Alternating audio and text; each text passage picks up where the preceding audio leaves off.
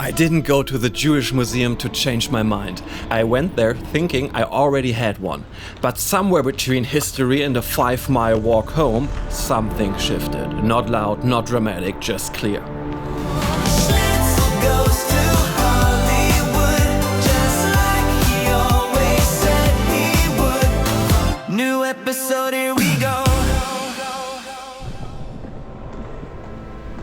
A photo album. Teenagers, mid-1930s, leaving Germany alone, not chasing opportunity, trying to stay alive. And I catch myself thinking, there's a kind of courage here that doesn't ask for permission. A painting, an American flag breaking through darkness.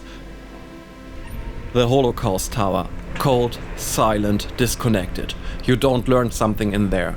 You feel what it means to be cut off from life itself. Concrete structures, no names, no clear path, just disorientation. A quiet question forms. How does a society lose its way like this?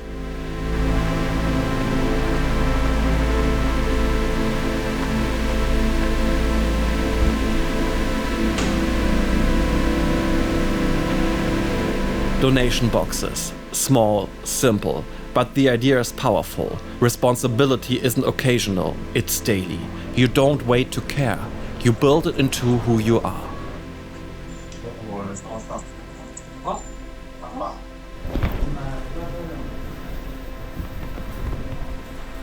A map.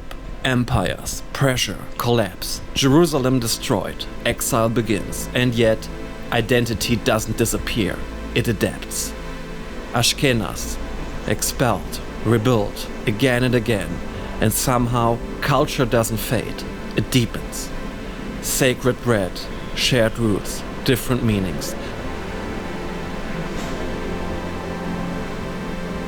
A Torah plate, symbol of strength, law, continuity. Kabbalah, repair the world, not abstract. Personal responsibility, bring order into chaos.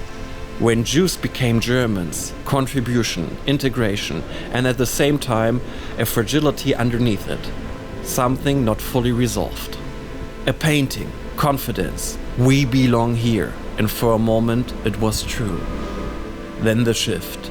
Collection boxes for Palestine, a future quietly being built, while the present starts closing in. German film before 1933, Jewish creators everywhere, innovation, vision, influence. And when they were forced out, that energy didn't disappear, it moved and helped shape Hollywood. Names that carry weight. Heinrich Heine, Billy Wilder. People who didn't just endure history, they shaped culture.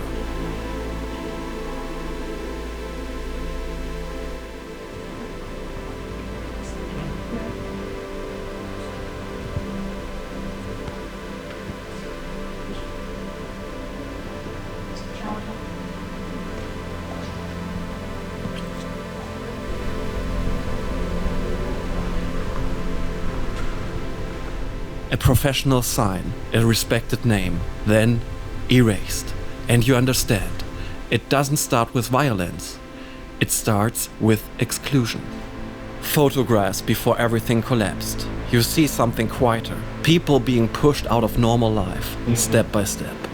A map filling up, slowly, then completely, and it hits you. This wasn't sudden. It was allowed to grow.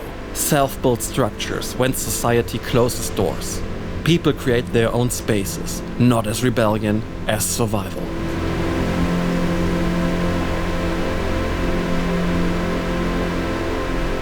The star, identity turned into something visible, something assigned, and once that happens, everything else becomes easier to justify. Resettlement, evacuation, words that sound neutral, reality that isn't. It's Auschwitz, and at that point language stops working. A map of destruction, and 4 flags, and a clear truth. This didn't end on its own, it was stopped. After survival, no real home yet. Still waiting, still rebuilding. A Jewish service in a place once used for propaganda. And suddenly you see, even after everything, faith and identity remain. Der Spiegel. After 1945, the story changes. and how stories are told starts shaping how people understand the world. Everyday life, similar forms, different meanings. Identity isn't what something looks like, it's what it stands for. I buy a kippah. Small, simple, but meaningful. A visible relationship to something higher. And I think freedom is not theoretical. You see it or you don't. After the Jewish Museum, I took what I call a digestive walk. Not for my body, for my soul. Because what I had just experienced didn't just stay in my head. It hit me in the chest. I walked from Kreuzberg to Prenzlauer Berg. And suddenly something shifted. The city softened.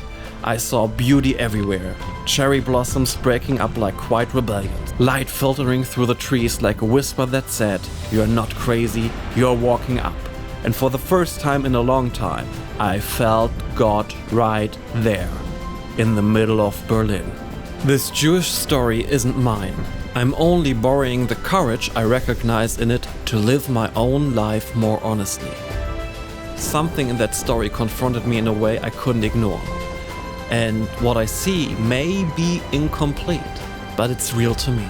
Because when I step back and look at Germany honestly, not romantically, not defensively, but honestly, there's a fracture at its core.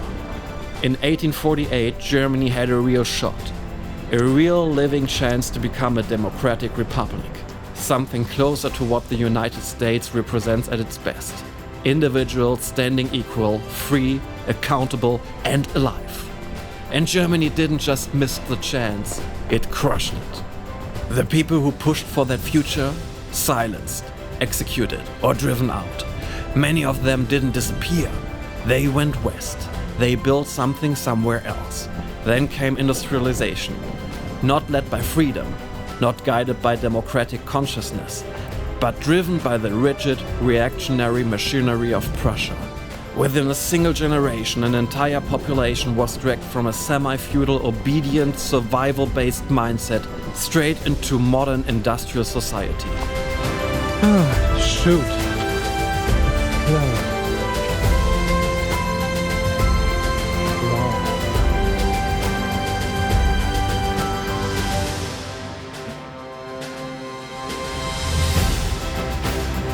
One of my German heroes. Their external world evolved.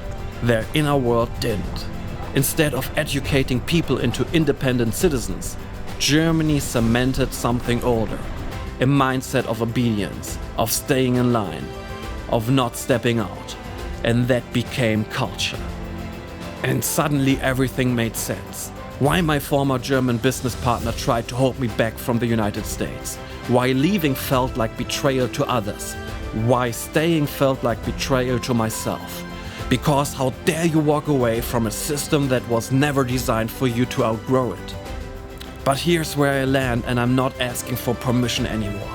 My story, Jewish history, Christian history, German history, and film history, they are not separate threads. They collide in me, and I'm done pretending otherwise. I won't leave with noise, no drama, no explosion. I'll leave with precision. I'll work, I build, I'll earn, I'll move. And I follow the path of those who refuse to shrink, people like Heinrich, Heine, and Billy Wilder, men who saw clearly, left deliberately, and created where freedom allowed them to breathe. I'm going to the United States. I'm going to make films. I'm going to pour my energy into a place that rewards expansion instead of punishing it. My future wife, my future children, they will not inherit a mindset of quiet obedience. They will not grow up mentally kneeling. They will be free. They will be brave. They will know who they are without asking permission. Or like Heinrich Heine said, it can't be denied that Germans too love freedom, just not quite the way other nations do. The Englishman loves freedom like his lawful wife, and even if he doesn't shower her with extravagant affection, he knows how to defend her like a man when it counts. And woe to the red-coated fellow who dares to force his way into her sacred bedchamber, whether as a suitor or a thug. The Frenchman loves freedom like his bride. He burns for her, he blazes, he throws himself at her feet with the most extravagant declarations. He fights for her to the death, commits 1,000 follies in her name. The German loves freedom like his old grandmother. And I hope Heinrich will forgive me for daring to add one more nation to his beautiful work. The American loves freedom like his daughter.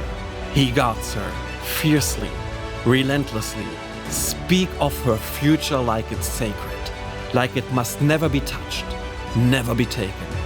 He watches, warns, sets the rules, fears the world that reaches for her, and fights it with everything he has.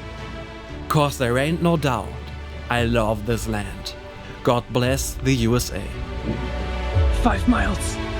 I hit the 5 miles mark. Nice. USA! USA! USA!